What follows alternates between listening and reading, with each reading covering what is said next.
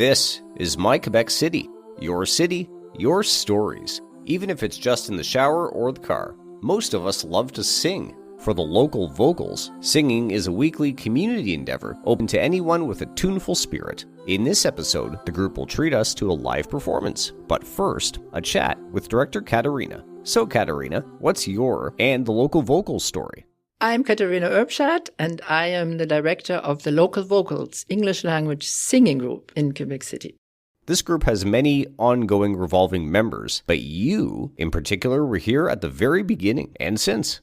Yes, I was, because I had seen on the VEC information output that they wanted to start a singing group for seniors. And so I wrote to them and said, do you already have a director for that group? And the person in charge said, well, actually, we don't. And so then that happened. And at that point, it was a program for seniors, and it was singing and socializing. So there was also I think a half an hour in the timetable to not sing and be together and chat. And that was in May of 2019. So we did a few meetings, then we had the summer break, then we did the fall, sang Christmas songs, ate Christmas cookies. And then in March 2020, we had the little show, a few singers. We went to St. Bridget's and sang. So things were going nicely. And then, of course, the pandemic. Yes, something we've all said at some point in the past 5 or 6 years. Do people in the group typically have previous experience with singing, choir or otherwise? Or is it also a fair amount of people who simply do it for the fun? Yes, there are some who say, I have sung in choirs. I'd say half with experience and half not.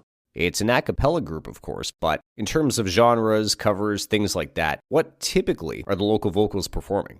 My repertoire is mixed. I personally come from classical music training and classical choral music. So I like that type of music, but it's often a little too complex for a smaller group. So I go for folk and traditional things. And then also pop songs. They need to have a nice melody so that it sounds good in a choir and possibly even like a second harmony already in the piece.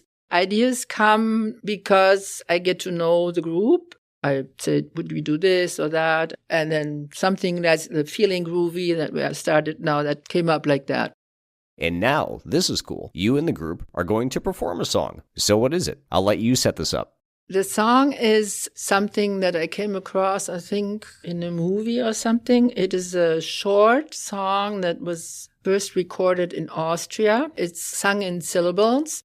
Tio, I, ri are the syllables. And it's supposed to imitate the Alp horn, the horn that you would play up on the mountain to give a signal to the guy on the other mountain. It's very interesting because it is in 3-part harmony, which run parallel all the time. And that creates chords that you don't necessarily find in like modern pop or even folk music, because it's linked to older types of music, almost the Middle Ages. And apparently in Austria, it's extremely well known. They have given it the meaning of being the lullaby for baby Jesus. So they sing it at Christmas. And what's it called again? Tio, I, ri. Perfect. Local vocals. Take it away. Tio.